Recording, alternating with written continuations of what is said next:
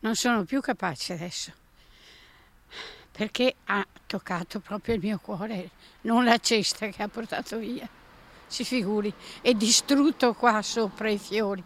Non è la prima volta che la signora Isabella subisce un furto al cimitero di Canizzano, ma stavolta è stato un colpo al cuore perché domenica non era una data qualsiasi, ma l'anniversario della morte della figlia Natasha, scomparsa esattamente 27 anni fa, appena 21enne. Un dolore che si è riacceso violentemente. La tomba in disordine, il vaso di fiori ribaltato, il tutto per impossessarsi di una banale cesta di vimini. Cesta che nelle scorse ore è ricomparsa, complice il cartello affisso dal marito di Isabella, Giuseppe, che in poche righe ha dato sfogo alla sua rabbia di padre, maledicendo l'autore del gesto, o forse gli autori, visto che il vaso è tutt'altro che leggero. Avrà letto quello che ho scritto e certamente si è pentita.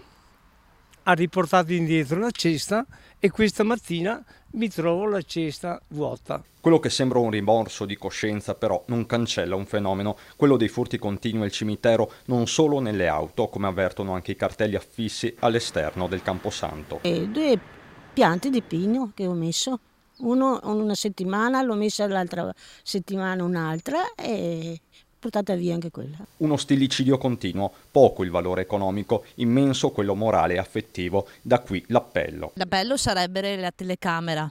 Io sono stata testimone anche qua della tomba dei signori Toniolo, che sono entrata l'altro giorno, ho visto tutto sottosopra, dunque penso che una telecamera sia l'ideale. La contarina ci pensi, ripeto, a mettere le telecamere, che qualcosa contano. E in attesa di contromisure resta un'amarezza intima, profonda. Quello che questa persona invece ha distrutto, e ha distrutto anche me un poco.